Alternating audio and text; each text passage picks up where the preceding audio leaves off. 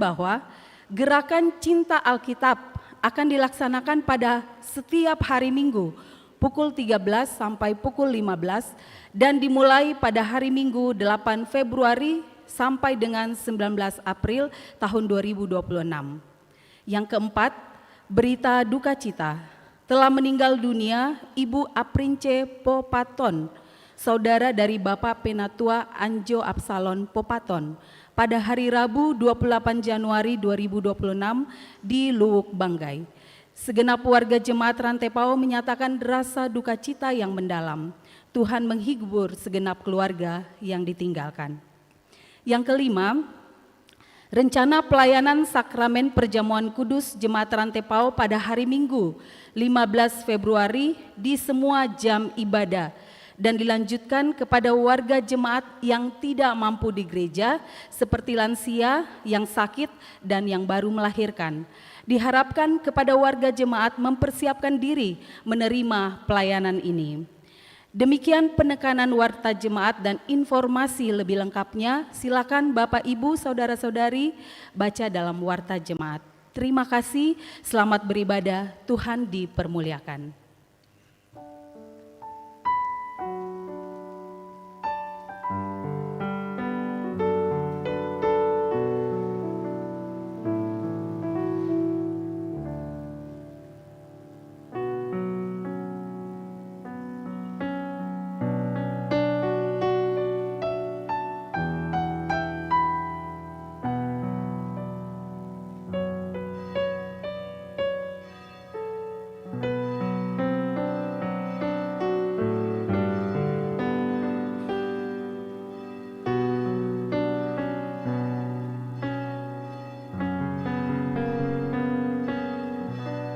Shalom, selamat hari Minggu untuk kita semua, baik yang ada di dalam gereja maupun Bapak Ibu yang mengikuti ibadah ini secara live.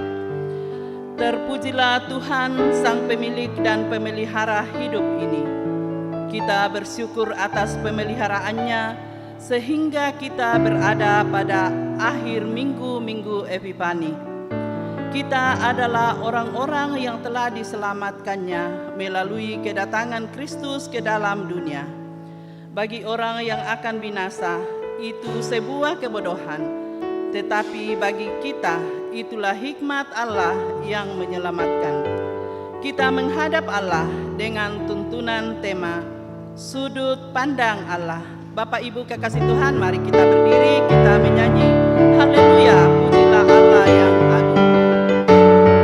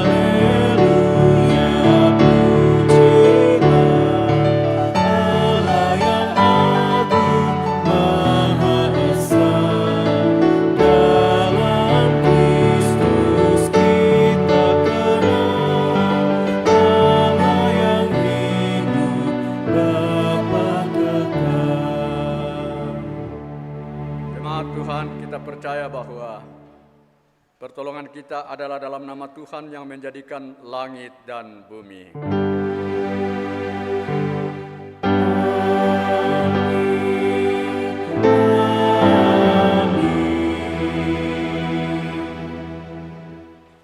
Salam kepada kamu dari segala orang kudus. Kasih karunia dari Tuhan Yesus Kristus menyertai kamu. Salam bagimu juga.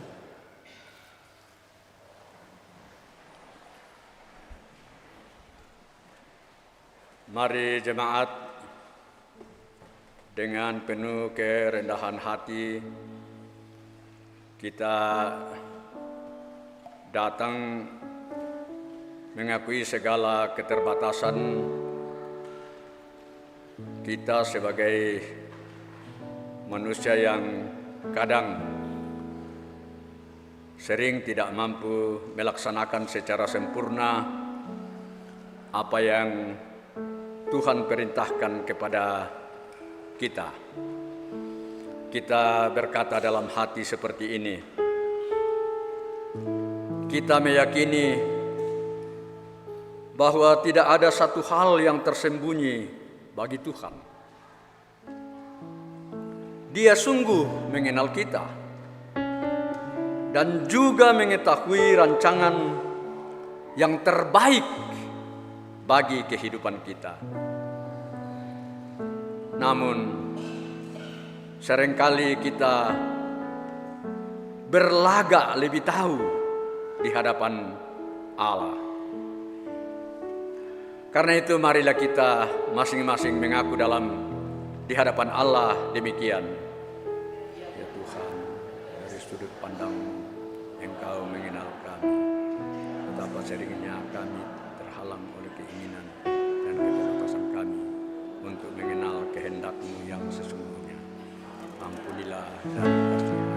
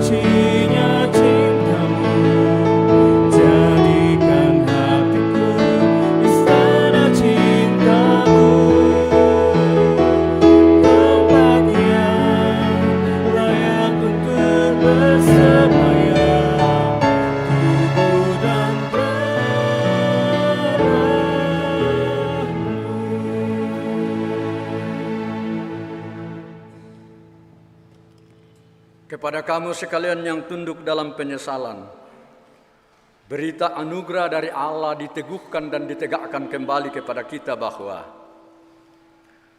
namun oleh Dia kamu berada di dalam Kristus Yesus, yang oleh Allah telah menjadi hikmat bagi kita. Ia membenarkan, menguduskan, dan menebus kita.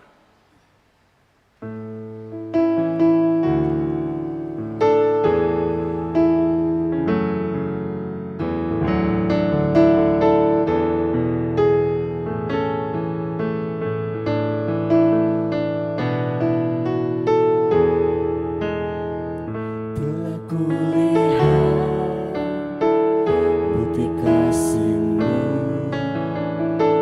Kau menderita gantikanku. Dengan darah-Mu Kau selamatkanku. Kini ku hidup menyenangkan-Mu. Terlalu besar kasih-Mu Bapa, pengorbanan yang Kau berikan bagiku.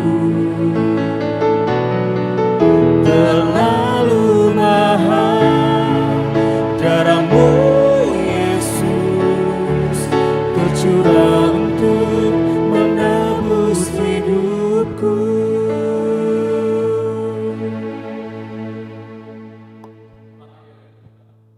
Pengampunan dari Allah berlaku bagi kita. Dan karena itu Allah terus menganugerahkan hidup baru kepada kita, sebagaimana janjinya demikian. Hai manusia, telah diberitahukan kepadamu apa yang baik. Apakah yang dituntut Tuhan daripadamu selain berlaku adil, mencintai kebenaran, dan hidup dengan rendah hati di hadapan Allah-Mu. Amin. Jemaat kekasih Tuhan, kita akan bermazmur dari Mazmur 15 ayat 1 sampai ayatnya yang kelima, yang kita akan baca secara responsorial. Mazmur 15 ayat 1 sampai ayatnya yang kelima. Siapa yang boleh datang kepada Tuhan? Mazmur Daud. Tuhan, siapa yang boleh menampung dalam kemah-Mu? Yaitu Dia yang berlaku tidak bercela,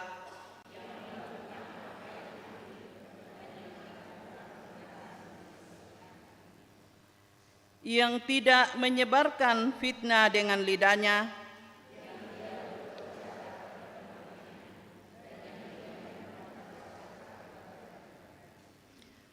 yang memandang hina orang yang patut direndahkan,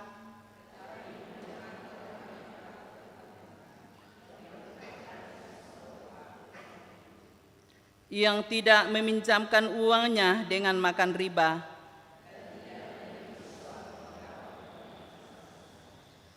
siapa yang berlaku demikian tidak akan goyah selama-lamanya. Amin.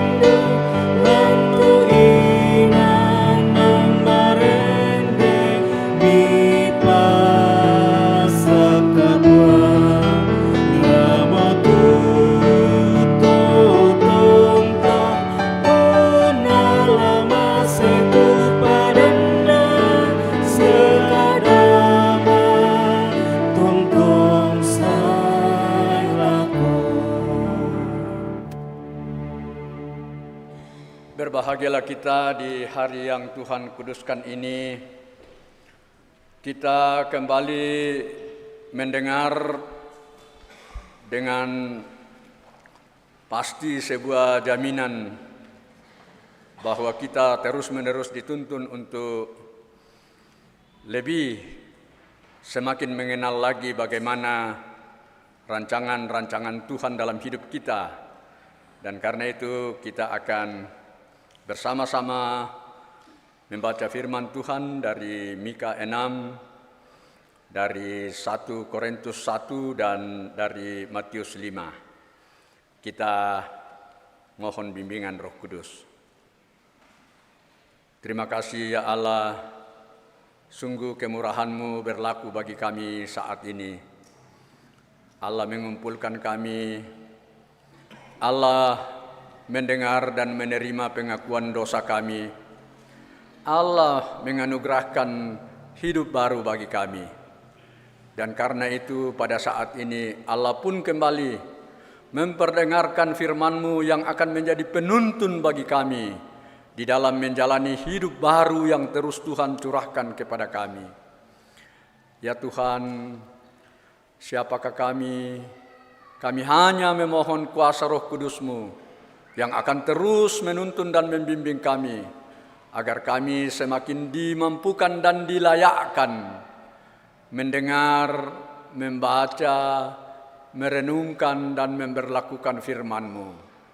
Ya Allah, bersabdalah kepada kami, kami telah sedia mendengar. Di dalam Kristus Yesus kami memohon semuanya ini kepadamu. Amin. Mika pasal yang ke-6 ayat pertama hingga ayat yang ke-8. Mika pasal yang ke-6 ayat pertama hingga ayat yang ke-8. Gugatan Tuhan terhadap umat-Nya. Dengarlah apa yang difirmankan Tuhan, bangkitlah, ajungkanlah gugatanmu di hadapan gunung-gunung, dan biarlah bukit-bukit mendengar suaramu. Dengarlah hai gunung-gunung gugatan Tuhan, dan pasanglah telinga hai dasar-dasar bumi. Sebab Tuhan mempunyai gugatan terhadap umat-Nya, dan Ia berperkara dengan Israel. Umatku, apakah yang telah kulakukan kepadamu? Dengan apakah engkau telah kulelahkan? Jawablah aku. Sesungguhnya akulah yang menuntun engkau keluar dari tanah Mesir, membebaskan engkau dari tempat perbudakan, dan mengutus Musa memimpinmu beserta Harun dan Miriam. Umatku, ingatlah apa yang dirancangkan oleh Balak, Raja Moab, apa jawaban Bileam bin Beor kepadanya, dan perjalanan dari Sitim sampai ke Gilgal, supaya engkau menyadari perbuatan-perbuatan Tuhan yang adil. Dengan apakah seharusnya aku pergi menghadap Tuhan dan sujud kepada Allah yang di tempat tinggi? Haruskah aku pergi menghadap Dia dengan kurban bakaran dan anak lembu berumur setahun? Berkenankah Tuhan kepada ribuan domba jantan, kepada puluhan ribu curahan minyak? Haruskah kupersembahkan anak sulungku karena pelanggaranku dan anak kandungku karena dosaku sendiri? Hai manusia, telah diberitahukan kepadamu apa yang baik. Apakah yang dituntut Tuhan darimu selain berlaku adil, mencintai kesetiaan, dan hidup dengan rendah hati di hadapan Allah?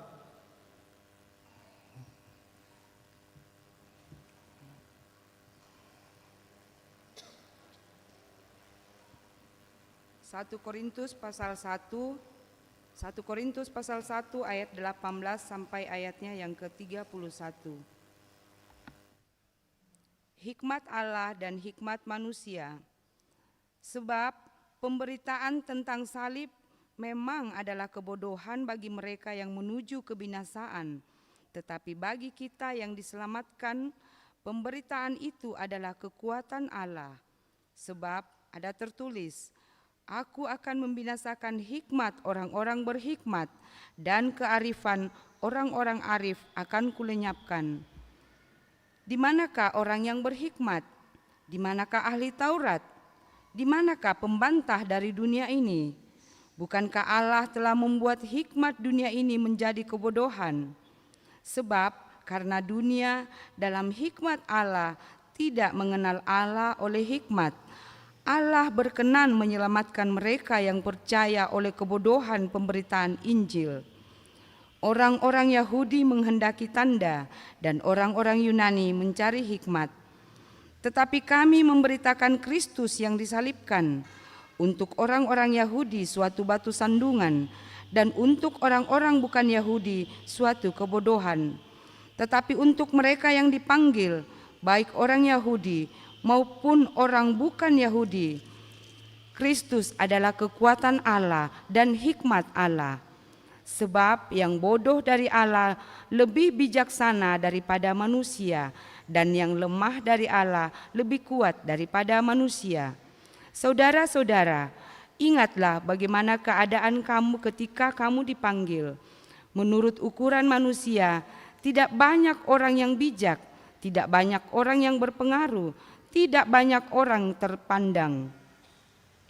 Tetapi apa yang bodoh bagi dunia dipilih Allah untuk mempermalukan orang-orang yang berhikmat, dan apa yang lemah bagi dunia dipilih Allah untuk mempermalukan apa yang kuat. Apa yang tidak terpandang dan yang hina bagi dunia, bahkan apa yang tidak berarti, dipilih Allah untuk meniadakan apa yang berarti, supaya jangan ada seorang manusia pun yang memegahkan diri di hadapan Allah. Namun oleh Dia kamu berada dalam Kristus Yesus, yang oleh Allah telah menjadi hikmat bagi kita. Ia membenarkan, menguduskan, dan menebus kita. Karena itu seperti ada tertulis, siapa yang bermegah, hendaklah ia bermegah di dalam Tuhan. Amin. Haleluya.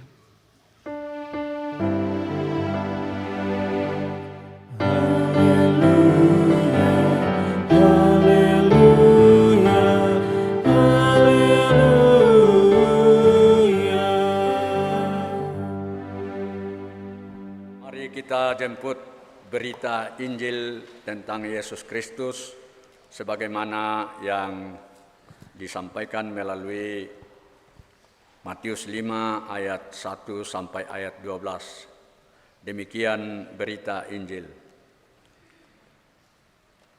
Ketika Yesus melihat orang banyak itu, naiklah ia ke atas bukit, dan setelah ia duduk, datanglah murid-muridnya kepadanya.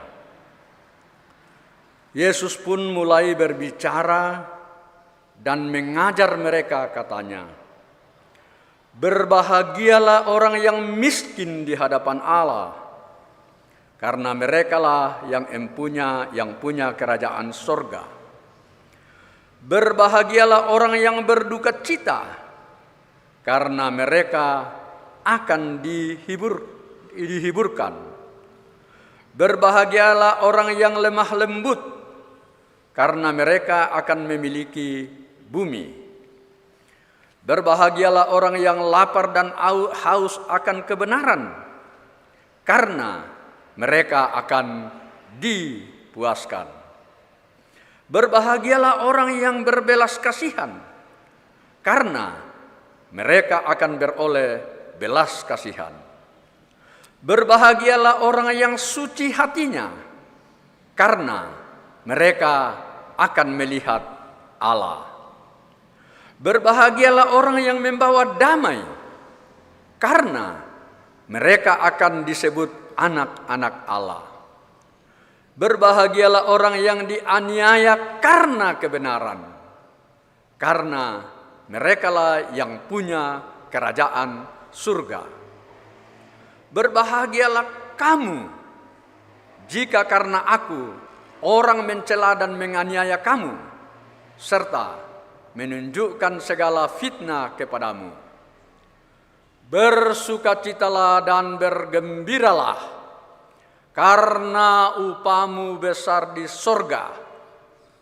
Sebab demikian juga telah dianiaya nabi-nabi yang sebelum kamu. Demikian berita Injil. Kure sumanga Tuhan.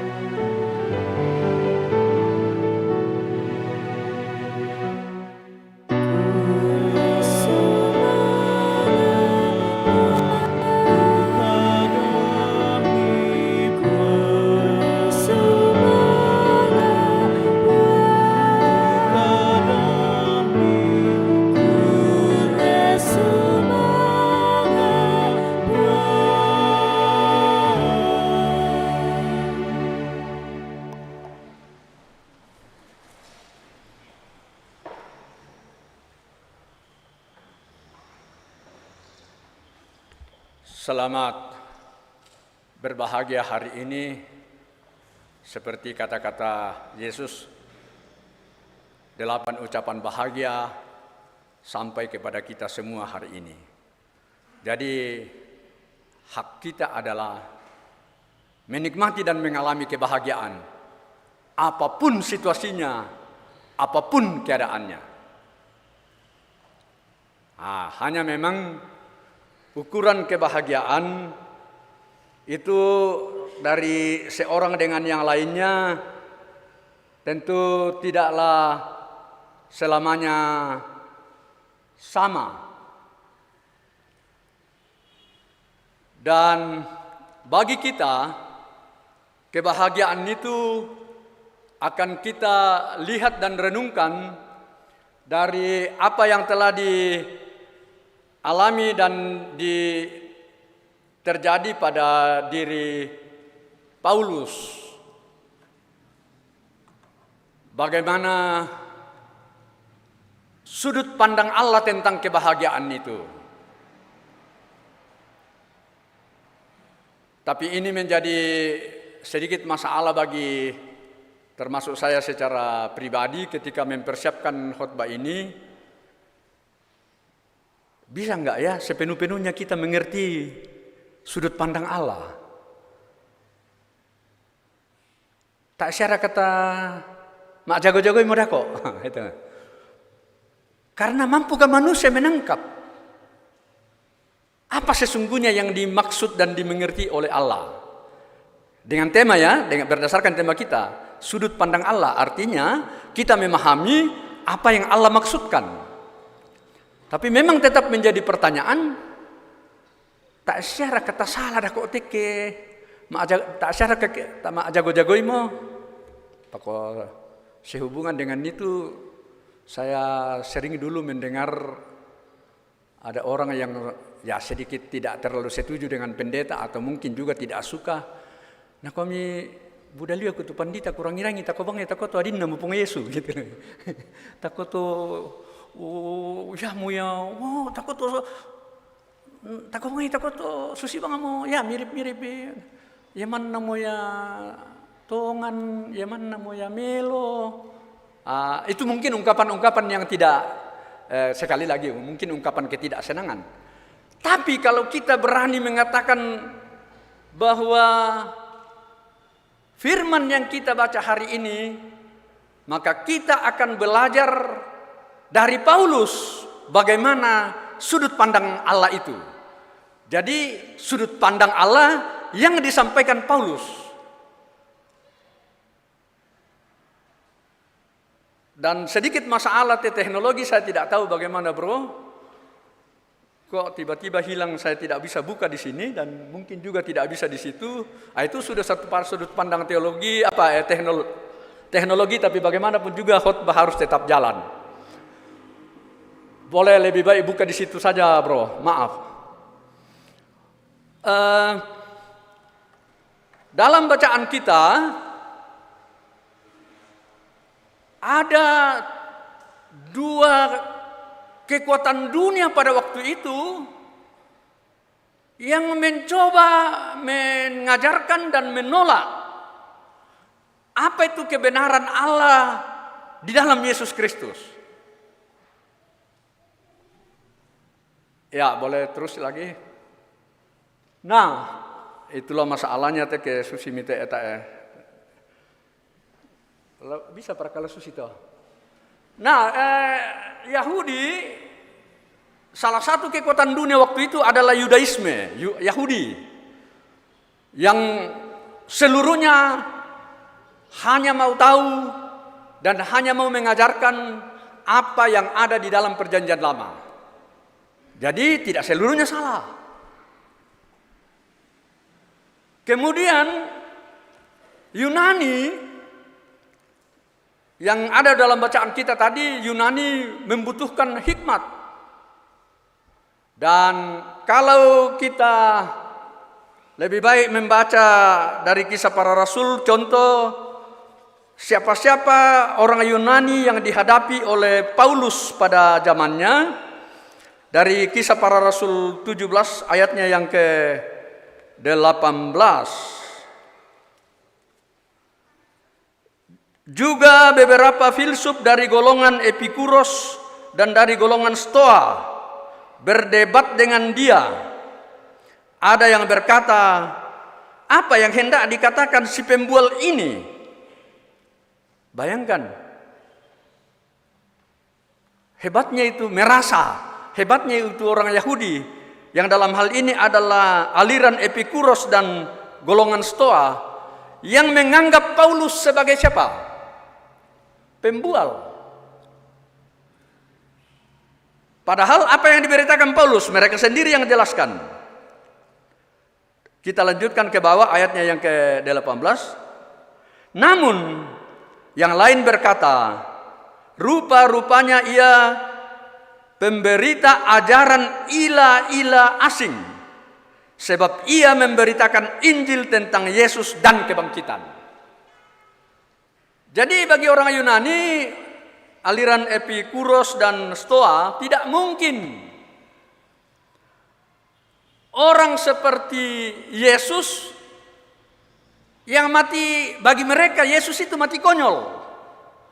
Karena mati secara hina, yaitu disalib.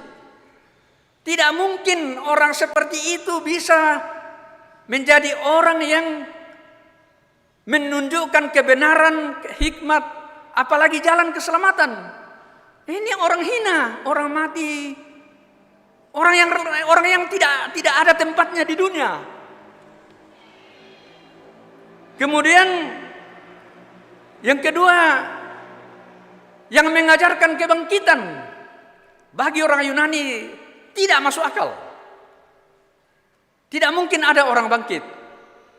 Karena bagi ajaran Stoa mirip-mirip dengan Toraya, yang nama itu tahu, yaitu ide, yaitu roh dalam, saya sederhanakan saja, yaitu roh itu meninggalkan tubuh ini dan langsung ke tempat yang mulia, tergantung apakah orang itu bijaksana atau pintar. Jadi orang bodoh pasti menderita hidupnya dan matinya. Jadi pemberitaan tentang kebangkitan dalam Yesus adalah, dalam bahasa Paulus tadi, adalah kebodohan. Coba agak kamu perang itu pembual, kira-kira begitu. Nah, sama seperti orang Yahudi, Yesus bukanlah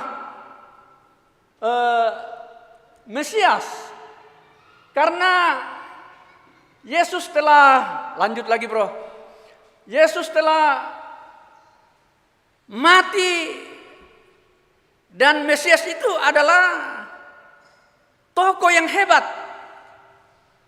Tidak mungkin seperti Yesus ini yang tidak berdaya apa-apa. Makanya, boleh lanjut? Gambarnya dulu bro. Nah, ya, makanya di sana coba lihat orang Yahudi sampai sekarang di tembok ratapan itu mereka masih berdoa untuk datangnya Mesias yang mereka maksudkan dalam perjanjian lama. Yesus pasti bukan Mesias karena tokoh, malah disebutnya tokoh yang bodoh dan konyol. Orang lemah, orang tidak berdaya. Ya toda Amerika adalah salam atau sedangkan kalena tangnis sampah salamai. Kira-kira begitu. Makanya sampai sekarang, saya yakin sudah ada ya di antara kita yang pernah ke Israel, ini tembok ratapan, itu doa-doa itu, kertas-kertas di dalam itu, banyak-banyak itu adalah doa-doa harapan mereka. Datanglah Mesias, datanglah Mesias. Sebab mereka masih menolak Yesus. Makanya hati-hati membela Israel. Dalam tanda petik. Dalam tanda petik ya. Hati-hati loh. Karena justru mereka itulah penyalib Yesus sebenarnya. Tapi kalau gereja membela Israel atau yang lainnya, itu karena kemanusiaan. Bukan karena ajaran kita sama ajaran. Contoh konkret lagi, Bapak Ibu yang pernah ke Israel itu, pintu gerbang timur itu, Susite menghadap ke timur, masih dicor. Karena sengaja ditutup oleh bangsa penjajah waktu itu supaya Mesias, karena kalau Mesias datang, maka dia akan masuk melalui pintu itu. Makanya sebenarnya seluruh gereja itu menghadap ke timur. Sabak ladan ibu itu Mesias saya. Nah, jadi orang Yahudi, Yudaisme, filsafat Yunani yang sangat terkenal pada waktu itu dan yang kita tahu dalam bacaan kisah para rasul tentang Epikuros dan apa, pas susibang mitele, ya tu ajaran dari Epikuros bisa sulibang mau kemin kutane aduh dah oleh. Apa syarat tu nak ajarkan oleh kelompok yang tidak menerima Yesus sebagai juru selamat karena pertama orang lemah, orang tidak berdaya, dan tidak ada itu kebangkitan. Apalagi kebangkitan tubuh, seperti dalam pengakuan iman rasuli. Makanya pengakuan iman rasuli menegaskan ada kebangkitan tubuh, kebangkitan manusia seutuhnya. Karena waktu itu ajaran yang berkembang di luar tidak mungkin ada kebangkitan tubuh. Yang ada adalah mati tubuh hancur, jiwa roh male, langan tempat mulia dalam banyak hal ini. Tapi yang masuk ke tempat mulia itu pun menurut filsafat Yunani pada waktu itu sekali lagi hanyalah orang-orang yang hebat. Saya ragu ada miripnya dengan orang Toraja. Yang mana ya disang tapa mentama membali puang tuto masyarakat susito. Tuah. Tu pitung lapi ki apa na? Pitung lapi ki jokalena. Nah, jadi bacaan kita mengatakan ajaran salib adalah kebodohan bagi orang yang akan celaka karena mereka menolak salib dan kebangkitan. Nah, jadi karena itu kita perlu sedikit dulu menghadapi ini yang mana aku tak sadar karena mirip-mirip Toraya teh pa tabe mbay salah po ete basa Torayangku. Oh, barakana ko lino.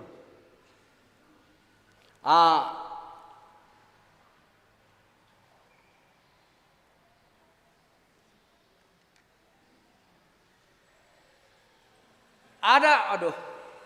Ya toh gambar ini bukti bagaimana orang Yunani sangat menghargai orang yang pintar dan sangat hebat itu. Bagaimana bro? Kenapa bisa begini? Ini Sokrates waktu dihukum dengan bangga sambil berpidato meminum racun. Itulah orang hebat. Naya tupong Yesu tangraba riu nalese menurut saya ya tangpa ade api makmillo na pamurro ondo inde yang mau inde lah dituru tetaw ya teh ya lah dituru kayak dalam bahasa mungkin dalam sedikit kasar dalam bahasa Toraja ya ria tungan na tautongan tu malulun padang-padang. Lah, sia malameme batu na lesa. Iya ria mo nito nganto. Iya le turo tu pong Yesu. Tangra bariu na pelese. Tangpa dia pi mamilo na pamurro. Oh, jajaman na mo puduk na tu pedana. Ya de elamen di juru selamat to. Nah, itu. Jadi memang Yesus tidak bisa diterima oleh orang Yahudi dan tidak bisa diterima oleh orang Yunani. Nah, oleh karena itu lalu bagaimana dari sudut pandang kita? Sedikit saya uraikan cara berpikir seperti ini. Orang Yunani sangat menekankan logika, akal sehat, akal. Yapi yang namanya diterima ketamek kala. Kemudian orang Yahudi lebih menekankan bukti. Jadi tamak kala, yang tak tamak kala tak diterima toh. Yang tak bisa dibuktikan, tak bisa diterima toh. Itu mewakili cara berpikir Yunani dan apa? Tapi apa yang selanjutnya Bapak Ibu? Makin didaka buktinna tu kebangkitan Yesus, pasti makin spekulasi. Makin didaka buktinna, makin bersifat spekulatif, makin tidak jelas. Ya moto, ada ajaran yang pernah mengatakan, lah saya mau pong Yesus, lah terbukti mo tak kende kemolangan tanete, lah saya mau tasitamu pong Yesus. Tak akalan tak pong Yesus saya, 30 malona do, semua bunuh diri. Itu pernah juga terjadi di Jepang. Karena orang berspekulasi, la susite, latente. Nah inilah bahaya tadi saya katakan, tak syara kata hati-hati duka kidika ya tong ya bangsa mo teh. Semakin mencari bukti, semakin sulit bukti itu dan bahkan semakin penuh dengan spekulasi yang tidak jelas ujung pangkalnya. Akibatnya apa? Pokoknya mau tahu perdebatan taruh-taruh. Si kagak taruh bang. Itu yang terjadi di Korintus. Sebab orang butuh masuk akal, orang butuh bukti-bukti. Akhirnya terjadi perpecahan dalam jemaat karena orang hanya sibuk berdebat. Mana yang masuk akal dan mana bukti-buktinya. Nah, kalau kita, dan itu ada di dalam kisah 1 Korintus 13 ayat 13, itu bagus sekali tuh. Iman, pengharapan, dan kasih. Karena kita tidak mulai dengan bukti-bukti dan logika, kita mulai dengan iman. Karena kita mulai dengan iman, maka kita punya pengharapan. Agar pengharapan itu terus-menerus dipelihara, maka kita berjuang melakukan kasih. Sabak ale tandaira kaya, mas saya meni masyang, saya meni adong abongi. Laabiran ta poga ubang maya pak kaboro. Laabiran ta si pak kaboro bang moya. Ya tu perbedaan matumbori ke denni, tapi dak naya sakalangan niki itu si pak kaboro. Makanya yang kedua, hati-hati. Apakah Paulus seluruhnya menolak orang Yahudi dan orang Yunani? Bahaya juga teh sabak deng ke mani dikwa.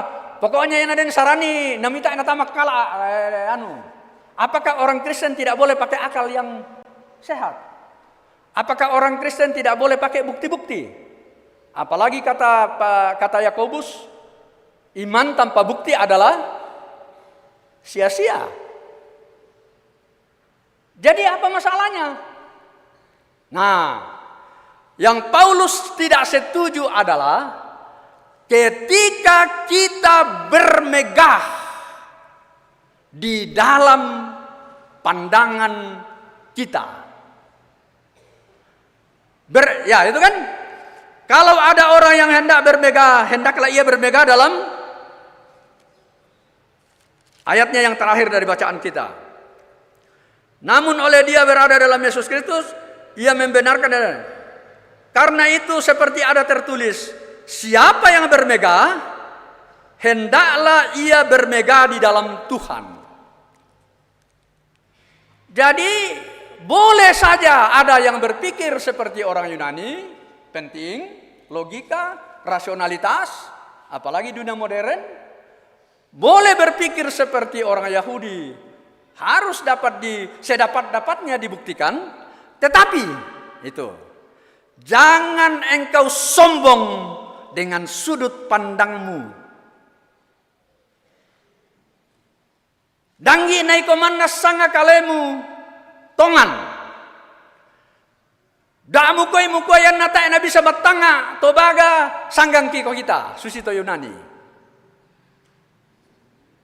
Nah, oleh karena itu cara pandang Allah untuk menghadapi dua kesombongan ini, kesombongan Yunani dan kesombongan Yahudi, adalah dengan jalan yang lain daripada yang lain, yaitu Allah sendiri yang turun dan melalui jalan penderitaan, supaya Allah menjangkau mulai dari orang yang paling rendah, paling majong.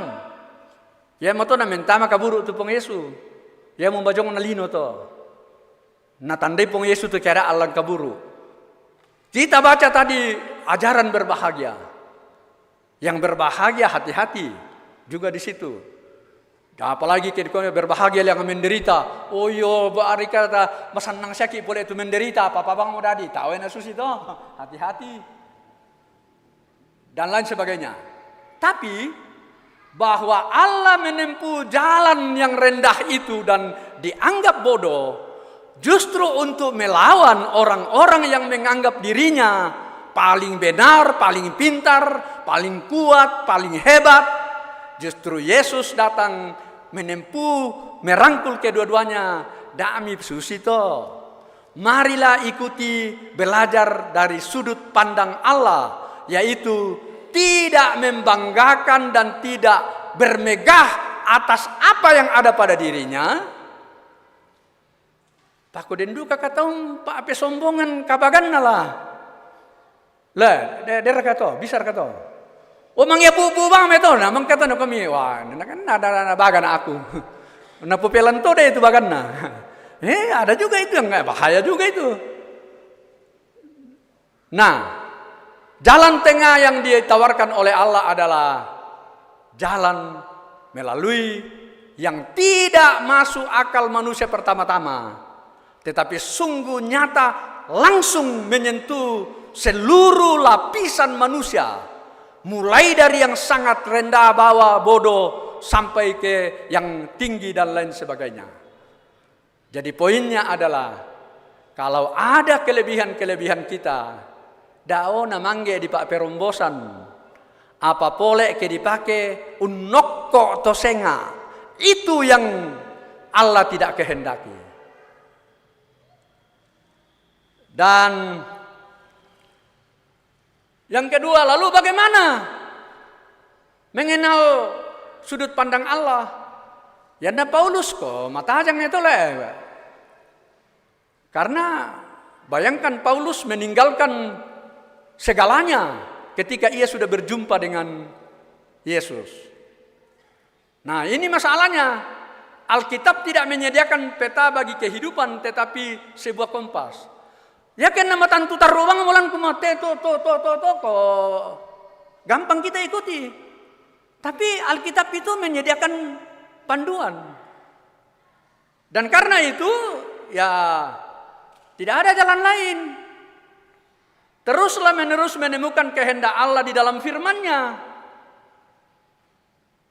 Nah, salah satu proyek besar Gereja Toraja adalah gerakan cinta Alkitab. Sabaklan Alkitab tanin tiro itu cinta Tuhan kepada kita. Dan dia tak cintai Alkitab, ya jelas kita tidak akan menemukan cinta yang sesungguhnya. Yang tak biasa, susi Paulus sabak biasa moya sikandapi puang Yesus. Bagaimana Yesus Paulus menyebut dirinya? Saya sudah berulang-ulang sampaikan ini. Dalam Galatia 2 ayat 20, Paulus katakan, bukan lagi aku hidup, tapi Kristus yang hidup dalam aku. Paulus ya toh. Atau di dalam 1 Korintus 6 ayat 19. Tubuhku adalah bait Roh Kudus. Nah ya kita baya tu tubuh ta bait Roh Kuda. Sehingga marumi ibang sengke se marumi ibang pakambian marumi ibang marupena. Tanya Roh Kudus tu berkuasa dalam. Nah, jadi sesungguhnya ya sudut pandang kita sangat ditentukan di mana kita hidup. Di mana apa yang paling menonjol dalam hidup kita. Tabe ya. Yanta si solabang to tegeran pela-pela tegeran juga ki. Yanta ti sola to kappa-kappa pela-pela kappa-kappa juga ki. Yanta si sola tentara kok mesti tertib ki, sabab tertib di sana. Kayaknya bisa. Yanta si sola tabe pak tangga nang lamela juga ki ma tangga buat nala sabab allol ki untiro. Begitu juga. Yanta mendapi-dapi lagu gereja tentu mendapi-dapi tangga-tangga gereja siapa itu mandu Buddha dipakai. Yang nang Alkitab tu menjadi koyamo yang GCA teh. Si pirang teh aku mimantoi HP setiap hari. Kusanga paling kurang patang teh lah. Pertanyaan selanjutnya, pirang teh embas Alkitab. Nah usah teh menit saja deh. Jadi pasti berpikir kita adalah berpikir gadget. Makanya ambil kiri kanan menurut A menurut B, akhirnya si gagal kalian nanti. Sabah yang pengaruh ki. Cara pandang kita sangat ditentukan oleh cara pandang yang paling ini di dalam hidup kita. Nah, lalu bagaimana? Kalau Alkitab itu adalah firman Allah dan di dalamlah kita menemukan sudut pandang Allah, masih masalah juga. Karena di dalam Alkitab, tadi panduan dan pedoman hidup, ada yang langsung. Susina, jangan bersina. Langsung metode nama adin dipogau. Paling tidak tak diusahakan tak dipogau. Sabab inang langsung metode. Yang sering saya alami dulu, patiron lagi kita tuan pendeta. Umbanilan surah amarat itu jangan berjudi. Sabab anda pasti banding jangan bersina. Jadi mesti dan duga jangan berjudi. Yang Thailand Alkitab itu kata judi. Larangan seperti itu. Nah, maka kita masuk dalam cara yang kedua. Ada bagian Alkitab yang tidak langsung. Dalam bahasa Indonesia namanya apa itu? Makna konotatif. Yang makna langsung, makna denotatif. Susinna, jangan mengingini istri orang sesamamu manusia. Nah kami ada nama atau mak pelatihan, nak kami ada itu bennya. Kamu mana itu? Jangan mengingini istri sesamamu manusia. Jadi ya tuh kami baine boleh mengingini suami sesama manusia. Nah sanga Yesus itu sahabat tak tertulislan. Itu makna tidak langsung. Padahal maksudnya waktu itu memang tidak mungkin bagi orang Israel untuk seorang istri mengingini suami orang lain. Sebab istri orang lain itu adalah miliknya suaminya. Tidak boleh. Makanya yang dilarang sahabat biasa mungkin dari dulu ya temuan nang matira banget tuh matanna jadi yang mutu nang pasti jangan mengingini istri sesamamu manusia. Pak koyo ya duko motor nah dente mata dari koyo maadin ditiro pak jangan ingini. Saya kira begitu ya. Dan oleh karena itu yang ketiga lagi hati-hati jangan menyalahgunakan teks-teks Alkitab. Dan ada tahu manetama sarani rangi pembina Alkitab. Nah pokoknya karena baru deh. Nah kami embal aku melada tetong. Nah kami pokoknya buka Alkitab, yami mau buka bahasa bangami. Yami mau bahasa jong, ya bangsa mi mau pogau. Sulela kobanon na bahasa itu kisah para rasul 2, maka gantung dirilah Pak. Yudas kumaledu kami yang tentok kayak kalian sahabat lakukanlah apa yang kamu baca. Hati-hati menyalahgunakan Alkitab. Mungkin yang paling terkenal adalah Roma 8 ayat 28. Allah turut bekerja dalam segala sesuatu. Sering kita berhenti di situ. Pokoknya apapun dipokok, Allah bekerja dalam segala sesuatu. Titik. Jangan salah. Baca selanjutnya. Apapun yang Allah bekerja dalam segala sesuatu, untuk apa? Mendatangkan kebaikan. Jadi yang nak mendatangkan kebaikan, tayan nama agama pemotualan tu. Tengah tabang hari kita tu, sabak di polo te aya ina untuk mendukung Pak Porayanta. Padahal untuk mendatangkan kebaikan. Bahkan masih lanjut. Untuk orang yang dikasihinya dan mengasihi Allah. Contoh yang paling ekstrim. Ya to pesawat to bang jo menggasak baru-baru. Ada kan seorang selamat karena apa? Nakwa tak aku bisa malet sebab ala melayani nak. Akhirnya dia tidak naik pesawat karena dia pergi melayani. Nah, ayat ini cocok tuh. Allah bekerja memilih menyuruh engkau untuk melayani supaya kau jangan masuk dalam kecelakaan itu. Dan lanjut dengan teks berikutnya. Dan itulah salah satu model orang yang dikasihi Allah. Pasti mau itu. Oh, lamale memang itu sudah siap pakai pakaian, tiba-tiba ada telepon, bolehkah ditunda keberangkatannya, melayani dulu. Jadi Allah bekerja dalam segala sesuatu yang mendatangkan kebaikan. Jadi yang namelo, yang nakadake nak tayo nala setuju pengumutin itu. Dan terutama tambah lagi syaratnya. Untuk orang yang mengasihi Allah dan yang dikasihi Allah. Pasti mau ya toh. Susi mau contoh yang paling sederhana toh. Orang yang selamat dari kecelakaan pesawat yang baru-baru. Nah, contoh sederhana. Malah kisah makale dengan kecepatan 40. Di Allah bekerja dalam segala sesuatu. Laku palari di 80 atau 90. Tak mau seluruhnya begitu. Walaupun dengan kecepatan 20 bisa kita celaka. Tapi jangan salah, kecelakaan bisa diakibatkan oleh dosa orang lain. Bukan oleh dosa kita. Si tamu ki itu bombon lako lalan apa atau malango. Mbak motoro, mbak oto nalapo ki. Nah jelas kita bano. Itu tidak dengan mudah kita mengatakan bahwa orang itu telah dipakai oleh Allah. Nah, jadi untuk memahami apa sudut pandang Allah, suka tidak suka, kita harus belajar dari Alkitab. Dan ada beberapa panduan umum, saya kira ini saja. Jadi pertama-tama prinsip perilaku Kristen. Yang kedua hukum terutama, sangat tatanena sangat oleh. Pokoknya yang tak berusaha mengasihi sesama tanpa pandang bulu, itu sudah salah satu kehendak Allah. Sudut pandang Allah. Amanat agung.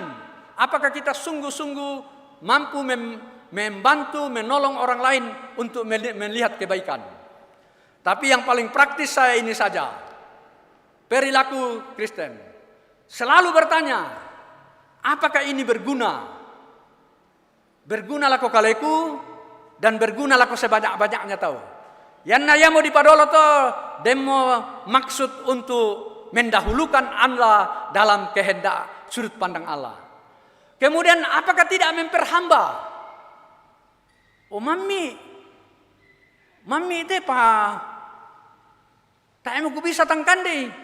Akhirnya kolesterol dan darah tinggi bertambah. Ya banyak hal yang berguna. Tapi hati-hati. Jangan sampai membuat kita diperhamba. Apa yang kita maksud baik itu. Silakan baca nanti di 1 Korintus 6. Apakah tidak menjadi sumber sandungan bagi orang lain?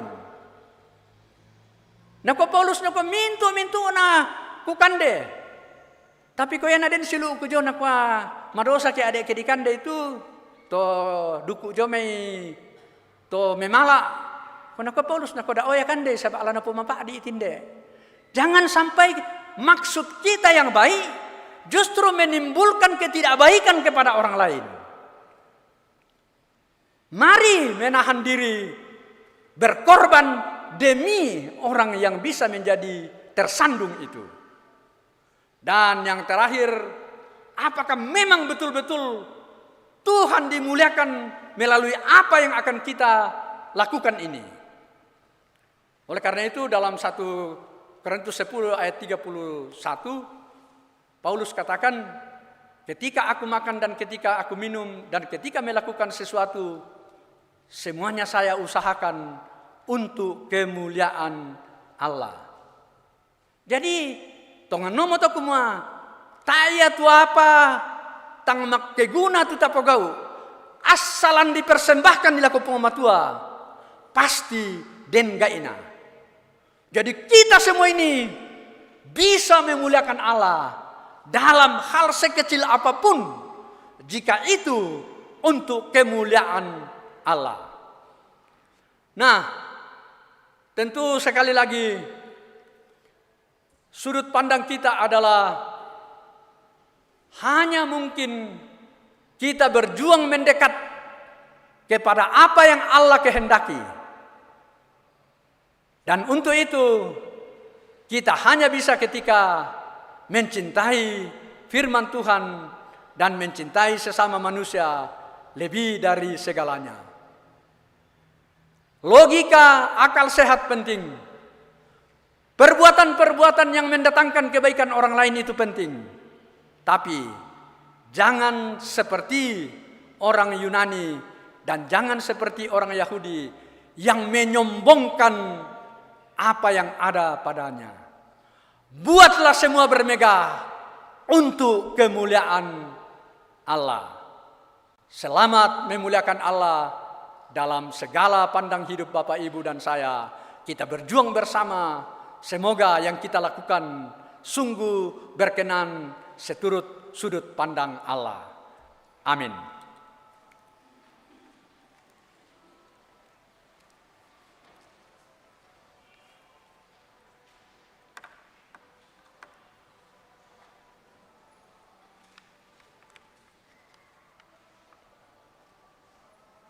Terima kasih ya Allah, kami termasuk bagian daripada orang yang sedang berjuang untuk berpikir, bertindak, dan berbuat seturut dengan sudut pandang-Mu ya Allah. Tolong kami Tuhan, karena tidak jarang kami seperti orang Yahudi atau seperti orang Yunani yang bermaksud untuk memuliakan-Mu namun berubah menjadi kemuliaan diri kami dengan kesombongan-kesombongan kami dalam setiap pikiran, tindakan, dan perbuatan kami.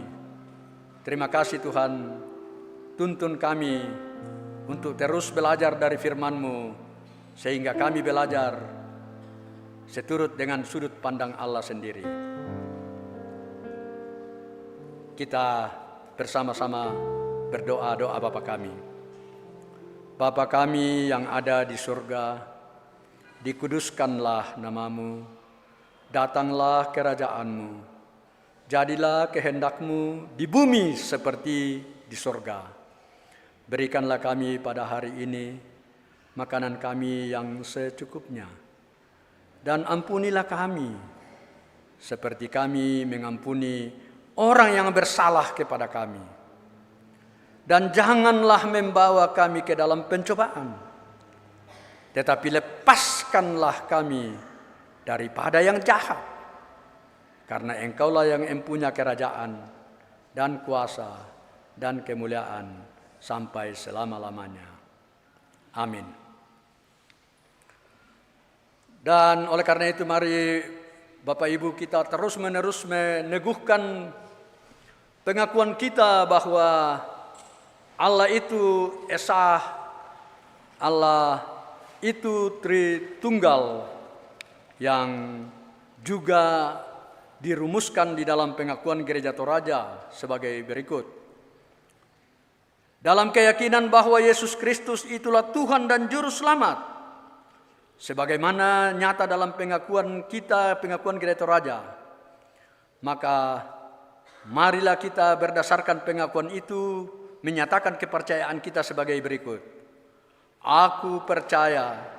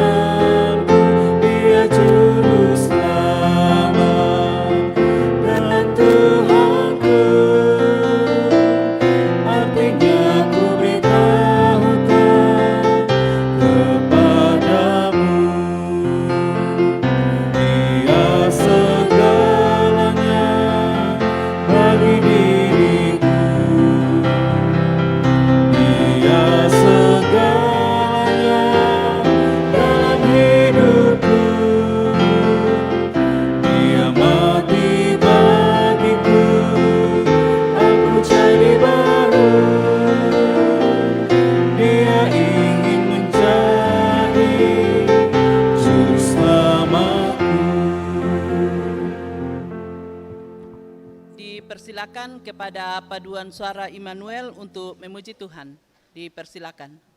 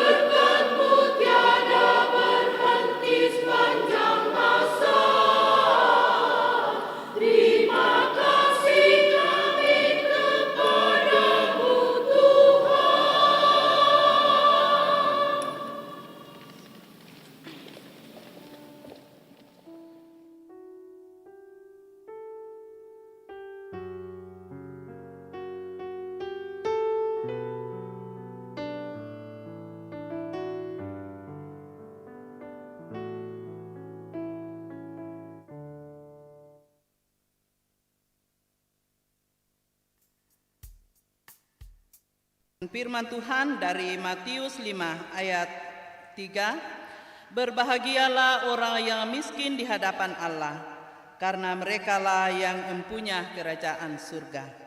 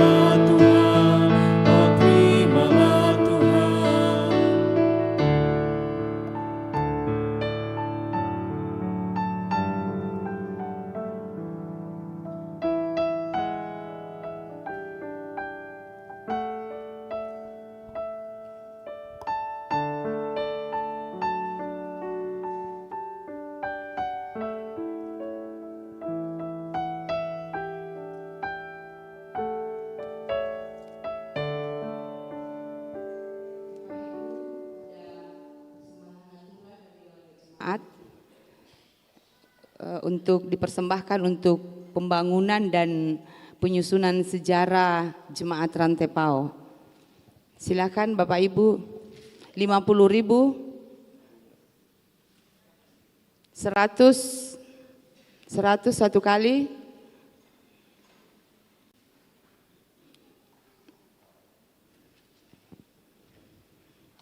200 satu kali,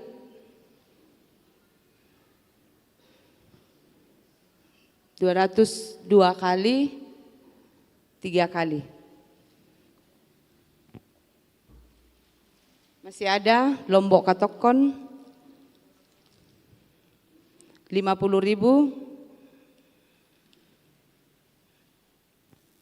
50.000 1 kali, 2 kali.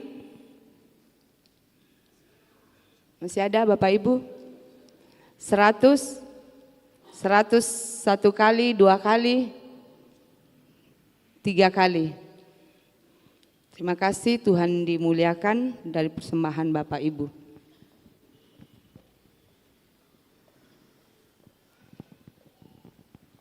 Misalnya meni sengah anak kudaka ina sabab apalagi muncul do dia tuh kudaka sebenarnya ku pas ada pa agak gaptek nak dari tersembunyi.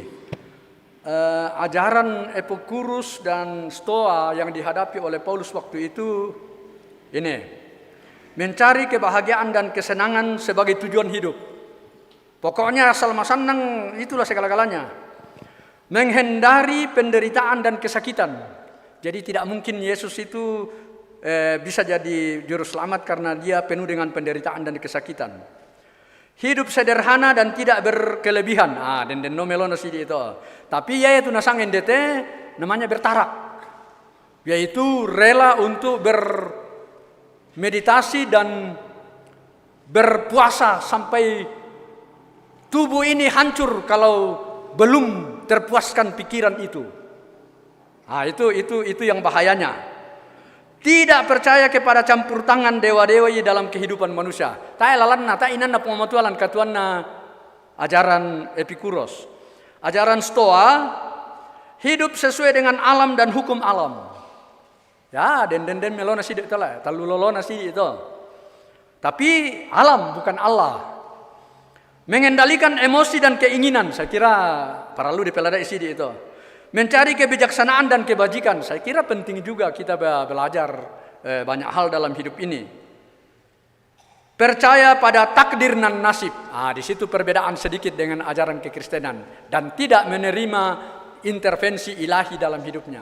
Jadi itu ajaran yang dihadapi oleh Paulus yang saya maksudkan tadi dengan ajaran Yunani. Bapak Ibu, kembali kita akan menikmati satu peristiwa ilahi yang pasti tidak masuk akal, yaitu perjamuan kudus. Mbomenoko tuduku na syararana pong Yesus to. Ladikande saladiru. Itu tidak masuk akal, tapi itu iman. Nah, itu pasti tak nak terima Yunani itu. Bapak Ibu yang sama dikasihi Tuhan, minggu depan kita akan mengadakan perjamuan kudus. Tuhan Yesus memerintahkan murid-muridnya untuk memperingati pengorbanannya sampai ia datang kembali dalam kemuliaan kerajaannya. Berdasarkan titah itu, maka Rasul Paulus menjelaskan perintah itu sebagai berikut. Sebab apa yang telah kuteruskan kepadamu, telah aku terima dari Tuhan, yaitu bahwa Tuhan Yesus pada waktu ia diserahkan, mengambil roti, dan sesudah itu ia mengucap syukur atasnya. Ia memecah-mecahkannya dan berkata, inilah tubuhku yang diserahkan karena kamu. Perbuatlah ini menjadi peringatan akan aku. Demikian juga ia mengambil cawan sesudah makan. Lalu ia berkata, cawan ini adalah perjanjian baru yang dimateraikan oleh darahku. Perbuatlah ini setiap kali kamu meminumnya menjadi pengingatan akan aku. Titah Tuhan Yesus itu yang telah dijelaskan oleh Rasul Paulus kepada jemaat di Korintus ditujukan juga kepada semua orang percaya di segala tempat dan waktu, termasuk jemaat Rantepao.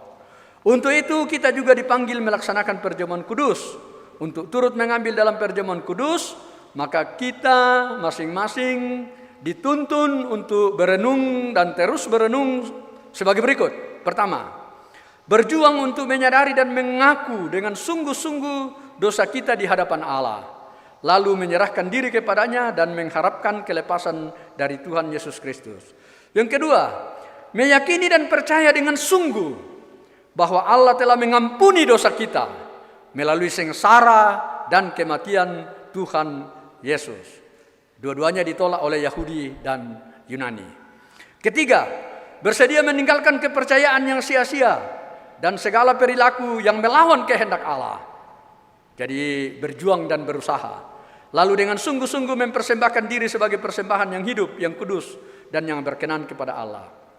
Sebaliknya, saudara-saudara yang sama sekali tidak ingin berenung dan mencoba mengakui hal-hal demikian, lalu mengambil bagian dalam perjamuan kudus, itu merupakan perbuatan yang sia-sia. Firman Tuhan mengatakan, jadi barang siapa dengan cara tidak layak makan roti dan minum cawan Tuhan, ia berdosa terhadap tubuh dan darah Tuhan. Karena itu hendaklah tiap-tiap orang menguji dirinya sendiri, dan sesudah itu ia makan roti dan minum anggur dari cawan itu. Karena barang siapa makan dan minum tanpa mengakui tubuh Tuhan, ia mendatangkan hukuman atasnya. 1 Korintus 17 ayat 27 sampai 29. Dan kita juga bersama-sama membawa dalam doa keluarga-keluarga kita yang sedang dalam perobatan dan pemulihan.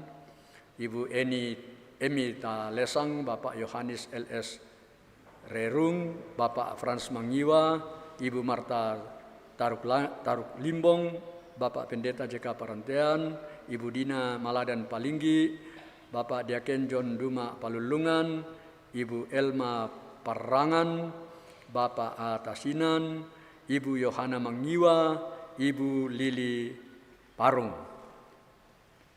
Itu yang kita dukung secara khusus dalam doa, dan mungkin ada yang belum kita kenal beritanya. Mari kita berdoa syafaat. Terima kasih Tuhan, kembali Allah mengingatkan kami bahwa Engkau sungguh mengasihi kami, dan karena itu firman-Mu terus-menerus Engkau perdengarkan dan sediakan bagi kami di rumah, yang akan menjadi panduan dan penuntun bagi kami, agar kami terus-menerus belajar melakukan segala sesuatu, berpikir, bertindak berdasarkan sudut pandang yang Engkau kehendaki, sebagaimana yang Engkau telah sediakan di dalam firman-Mu di dalam Alkitab. Tuhan, tolong kami untuk terus belajar menundukkan diri dengan segala kemampuan dan kapasitas yang ada pada diri kami, hanya untuk kemuliaan-Mu saja. Karena itulah yang Engkau kehendaki, dan untuk itulah Tuhan memberikan banyak hal kepada kami untuk dipakai melayani sesama dan untuk kemuliaan nama Tuhan sendiri. Kami datang dengan mendukung dalam doa keluarga-keluarga, orang tua, ibu, nenek, keluarga kami yang sakit. Kami telah sebutkan namanya. Kiranya Tuhan mereka dikuatkan dan diberi ketabahan dan kesabaran dalam menantikan proses-proses kesembuhan dan pemeliharaan yang sedang Tuhan curahkan kepada mereka yang lemah dan yang sakit, baik di rumah sakit maupun perawatan di rumah. Dan anugerahkan kekuatan dan kesabaran kepada seluruh keluarga untuk mendampingi orang tua dan saudara kami yang sedang dalam kelemahan tubuh. Kami bersyukur bersama dengan seluruh keluarga kami yang bersukacita berjumpa dengan ulang tahunnya di sepanjang minggu ini, minggu lalu. Dan biarlah kiranya semakin nyata bagi kami semua bahwa hari-hari hidup kami ada dalam penataan dan pengaturan Tuhan sendiri. Dan kami bersyukur jika boleh dicukupkan lagi 1 tahun umur hidup kami. Dan ketika kami berulang tahun sebenarnya sedang juga terjadi bahwa umur kami semakin pendek. Dan karena itu hanyalah kepadamu kami menikmati dan bersyukur untuk hari-hari hidup yang Tuhan masih akan anugerahkan kepada kami masing-masing. Kami menyerahkan ke dalam tangan-Mu orang-orang tua kami, para lansia, yang sudah banyak berkorban untuk kami sebagai anak-anaknya dan sebagai cucu-cucunya. Secara fisik mereka tidak mampu bersekutu dengan kami di gedung gereja ini, tetapi di rumah mereka naikkan pujian dan syukur kepadamu. Jangan biarkan orang-orang tua kami di masa-masa tuanya dalam kesepian. Karena itu utuslah banyak orang, utuslah anak-anak untuk mendampingi dan berdoa serta berserah kepadamu bersama dengan mereka yang sungguh telah berkorban untuk kami semua. Ke dalam tangan-Mu Tuhan, banyak perencanaan jemaat-Mu sepanjang minggu ini. Kiranya atas pimpinan dan pemeliharaan-Mu, seluruh majelis gereja, pengurus OIG, dan semua orang yang Tuhan pakai untuk melayani pada minggu ini, biarlah semua pelayanan mereka adalah untuk kemuliaan Tuhan di tengah-tengah jemaat-Mu, bahkan di tengah-tengah masyarakat di tempat ini. Persiapkan kami semua untuk menikmati dan mengalami kekudusan daripada-Mu melalui peristiwa perjamuan kudus yang akan kami nikmati pada tanggal 15 Februari yang akan datang. Biarlah kiranya Tuhan semua itu adalah untuk kebaikan dan untuk keselamatan kami sendiri.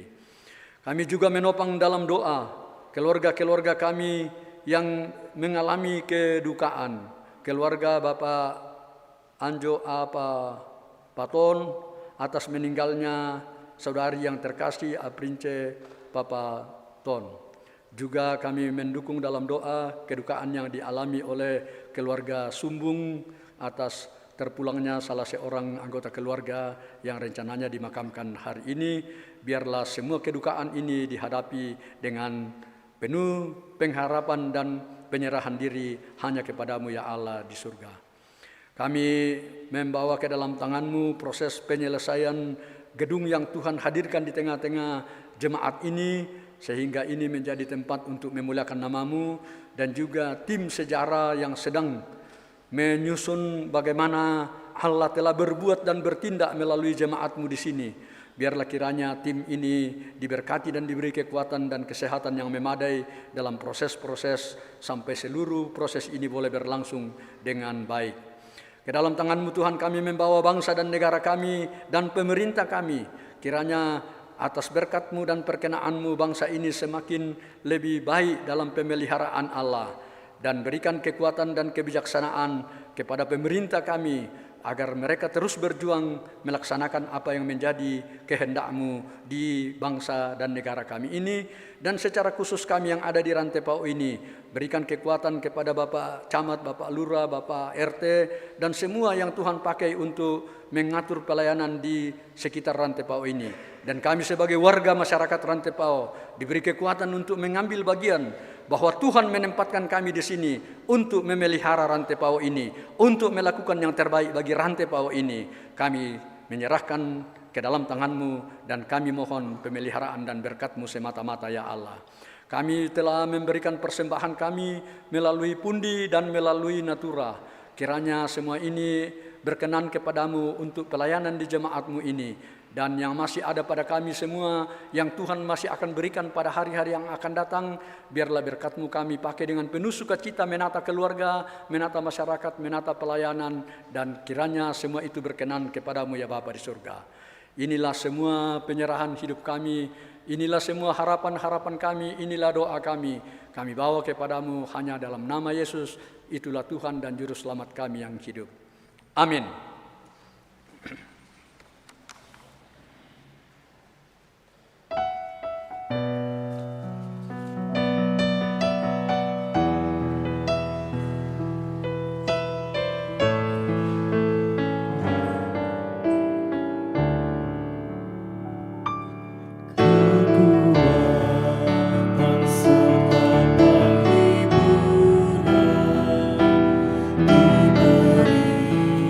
Diberikan Tuhan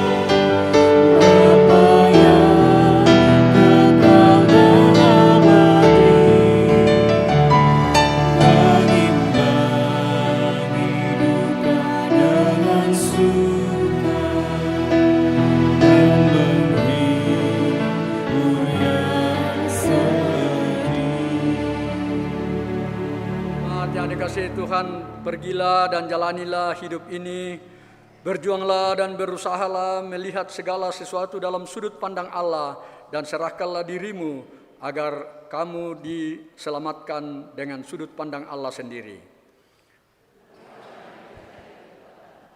Dan terimalah berkat Allah. Tuhan memberkati engkau dan melindungi engkau. Tuhan menyinari engkau dengan wajah-Nya dan memberi engkau kasih karunia. Tuhan menghadapkan wajah-Nya kepadamu dan memberi engkau damai sejahtera. Segenap majelis gereja dan jemaat kekasih Tuhan yang hadir dalam ibadah ini mengucap syukur kepada Tuhan karena perkenaannya lah sehingga Dia boleh berkenan mengutus hamba-Nya Bapak Pendeta untuk menyampaikan firman-Nya kepada kita. Tuhan memberkati Bapak Pendeta di dalam seluruh kehidupannya dan terima kasih atas pelayanannya. Sebagai nyanyian syukur kita, ku mau berjalan dengan juru selamatku.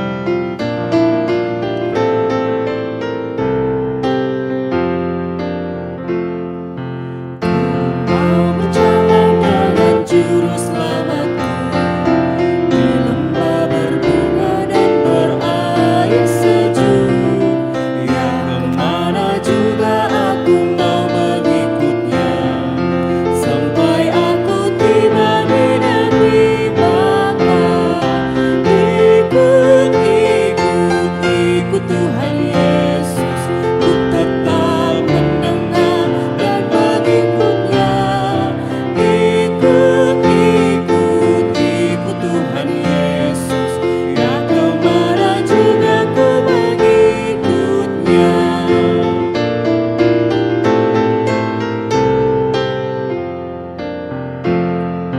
Ku mau berjalan dengan juru selamatku di lembah gelap, di badai yang menggeru. Aku takkan takut di bahaya apapun.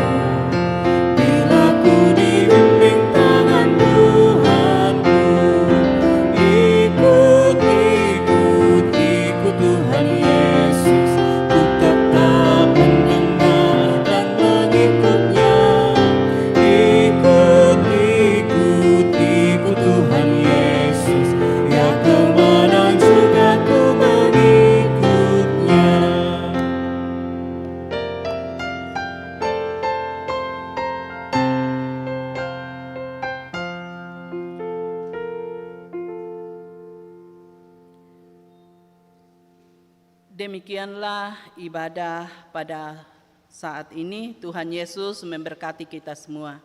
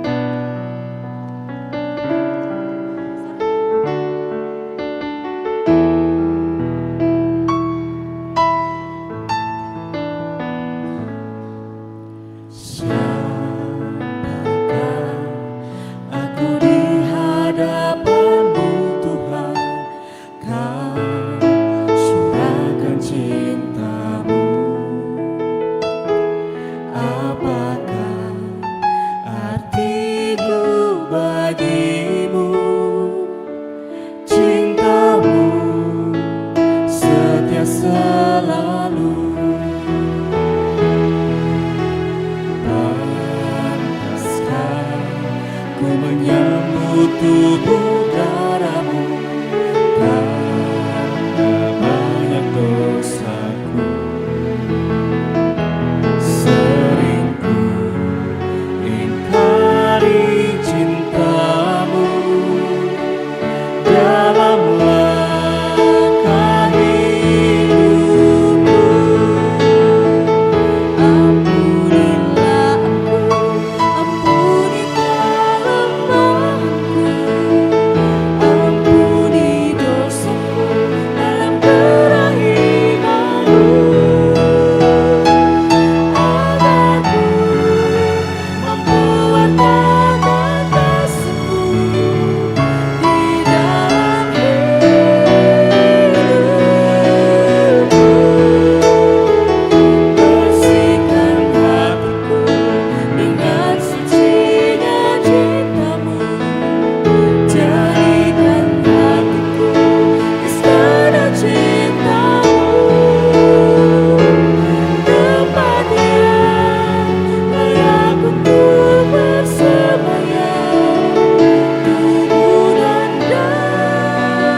darah